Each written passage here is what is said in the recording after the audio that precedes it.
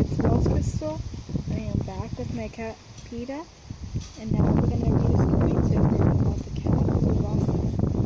Right now, we have left off on, well, we've already started the book, and we're already somewhat, not in the middle yet, but still somewhere. And right now, we're going to continue where we left off. Pita, we're going to, Cherubon and Amuba were asking each other about the gods and what they looked like, and now let's see. I have no idea, but you have never given the subject a thought, Bud. You're always asking puzzling questions, Cherubon. Well, it must have been somehow, Cherubon insisted. Do you suppose that anyone ever saw our gods? And if not, how do people know that one has the head of a god and another of a cat? Or what are they like? Are some gods stronger than others? Because all people offer sacrifice to the god and ask for their help before going to battle. Some are beaten, some are victorious. Some win today, and some lose tomorrow. Is that these gods are stronger one day than another? Or they do not care to help the people sometimes? Why did they not prevent their temples from being burned and their images from being thrown down? It is all very strange. It is all very strange, Cherubon. I was not long ago asking Gerardo nearly the same question, but he could give me no answer. Why not ask your father? He is one of the wisest of the Egyptians. I have asked my father, but he will not answer me, Cherubon said thoughtfully. I think sometimes that it is because I have asked these questions that he does not wish me to become a high priest. I did not mean anything disrespectful to the gods, but somehow when I wanted to know this, he would not answer me. I think he looked sadly, as if he was sorry, at heart that he could not tell me what I wanted to know. I asked your brother Nico. Oh, Nico is different, Cherubon said with an accent of some disdain. Nico gets into passions and threatens me with all sorts of things, but I see he knows no more than I do, for I see a bewildered look on his face when I ask him these things. Once or twice he put his hands to his ears and fairly ran away, as if I was saying something altogether profane and opinious against the gods. On the following day, the high priest and his party started for Goshen. The first portion of the journey was performed by water. The craft was a large one, with a pavilion of carved wood on deck, and 2 masts, with great sails of many colors cunningly working together. Persons of consequence traveling in this way were generally accompanied by at least 2 or 3 musicians playing on harps, trumpets, or pipes. For the Egyptians were passionately fond of music, and no feast was thought complete that a band would discourse soft music while it was going on. The instruments were of the most varied kinds. String instruments were dumb, and these varied in size from tiny instruments resembling zithers to harps much larger than those used in modern times.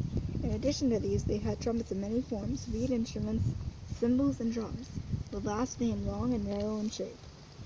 Amiris, however, although no adverse to music after the evening meal, was of too practical a character to care for it at other times. He considered that it was too often an excuse for doing nothing and thinking of nothing, and therefore dispensed it with except on state occasions. As they floated on the river, he explained to his son the various objects which they passed. They told him the manner in which the fishermen, in their high boats made of wooden planks, were bound together by rushes, or in smaller crafts shaped like punts formed entirely of papyrus bound together with bands of the same plant, caught the fish, pointed out the entrances to the various canals, and explained the working of the gates which admitted the water, gave him the history of the various temples, towns, and villages, named the many waterfowl basking on the surface of the river, and told him of their habits and how they were captured by the fowlers. He pointed out the great tombs to him and told him by whom they were built. The largest, my son, are monuments of pride and folly. The greatest of the pyramids were built by a king who thought it would immortalize him, but so terrible was the labor that its construction afflicted among the people that it caused him to be extradited, and he was never laid in the mountain he had built for himself. You see, our custom of judging kings after their death is not without advantages. After a king is dead, the people are gathered together, and the question is to put to them, has the dead monarch ruled well? If they reply with ascending shouts, he is buried in a fitting tomb, which he has probably prepared for himself, or which his successor raises to him. But if that answer hi, Pita. You really like compliments, don't you? Here. You know you want the book?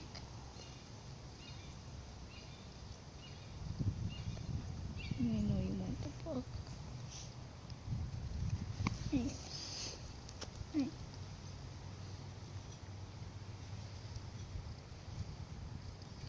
Alright. Played setting shots, he's very with a little blah. But answer is that which I guess erased him, but if that answer is that he reigned ill, the sacred rites in his honor are omitted, and the baptism his race stands empty forever. There are few, indeed, of the kings who have thus married the extraction of their people, for as a rule the careful manner in which they are brought up, surrounded by youths chosen for their pity and learning, and in fact they, like the meanest of their subjects, are bound to respect the laws of the land, and to sufficient check upon them. But there's no doubt that the knowledge that after death that they must be judged by the people exercises the whole some restraint even upon the most reckless. I long to see the pyramids, Cherubon said. Are they built of brick or stone? For I have told that their surface is so smooth and shiny that they look as cut in a single piece. They are built of vast blocks of stone, each of which employed the labor of many hundreds of men to transport the quarries of which they were cut. Were they the work of slaves or of the people at large? Vast number of slaves captured in war labored at them, the priest replied. But numerous as these were, they were wholly insufficient for the work, and well nigh half the people of Egypt were forced to leave their homes to labor at them.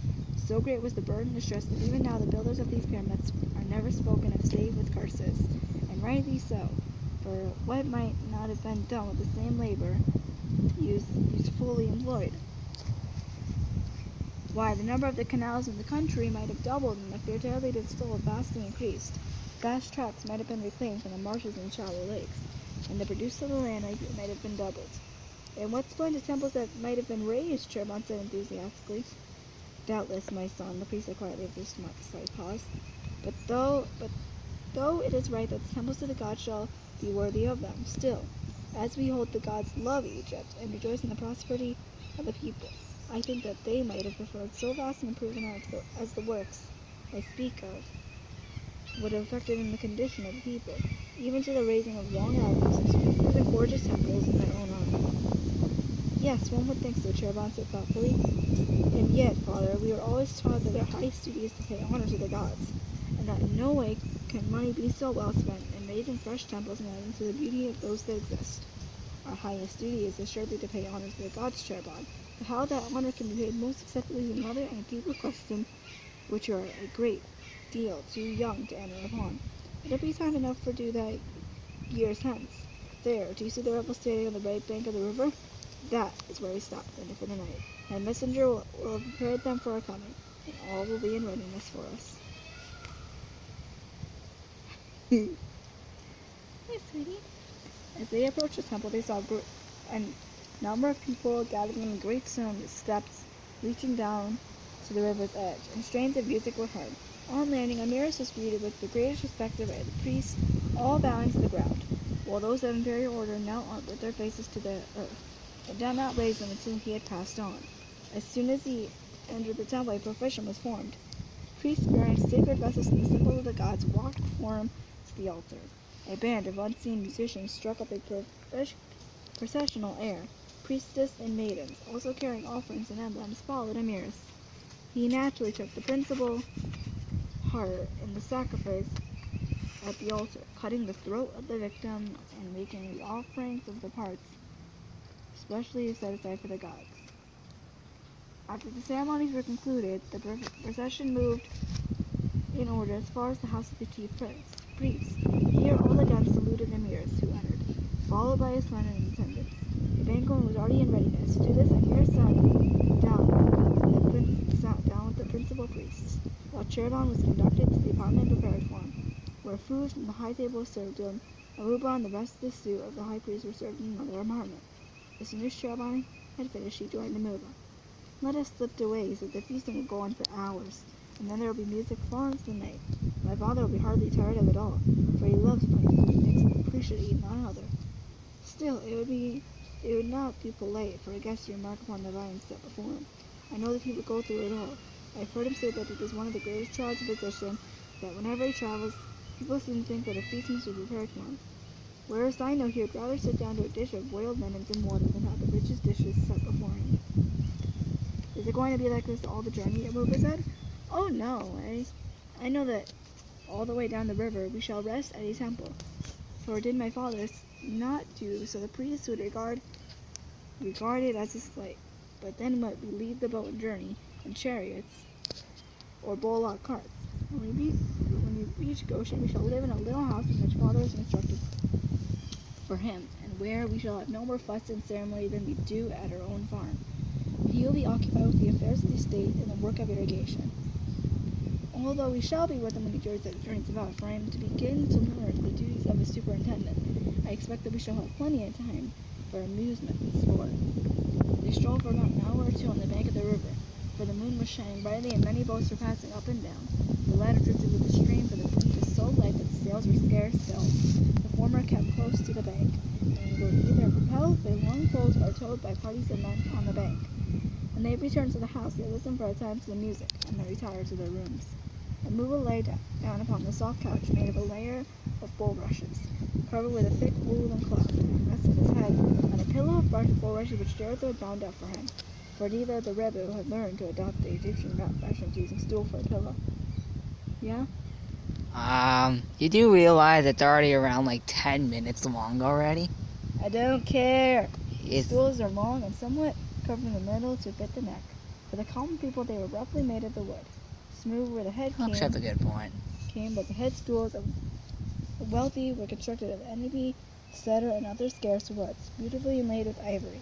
The mover had made several trials to sleep with one of these headstools, but had not once succeeded in going to sleep with one under his head.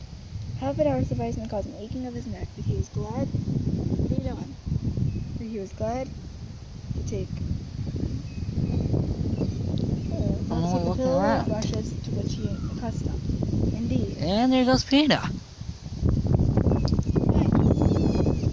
No, you're the one who dropped off, silly. Come here. It's okay. It's okay. Don't worry, I ain't leaving yet. Come here. Alright, let's just get back to that. Hey, bro.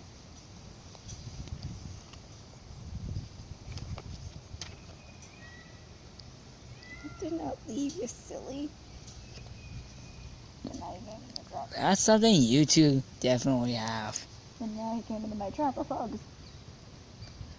No, literally, I see this happen every day. No, seriously.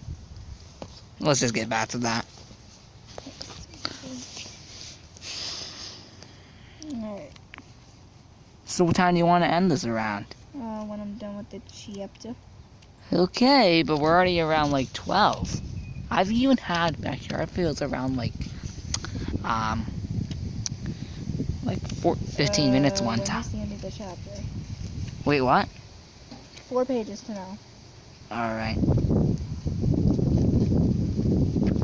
Alright.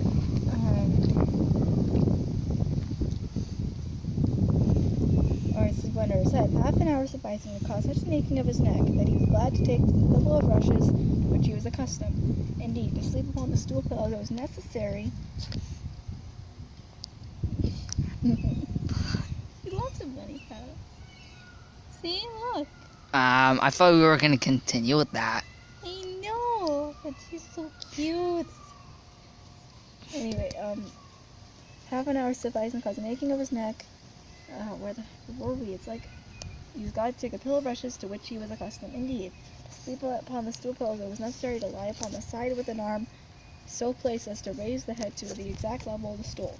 And as Amuba had been accustomed to throw himself down and sleep on his back, or any position in which he first lay, for he was generally thought tired either in hunting or by exercising arms, he found the cramped and fixed position necessary for sleeping with the hard stool absolutely intolerable. For a week, what? You do realize if we keep it around 16 minutes, you won't be able to upload this. Okay, fine, we can end it here. Anyway, if you guys enjoyed this video, please give this video a like, comment, subscribe, and we'll see you all in the next video. That'll probably be around later about the update thing. Alright, bye.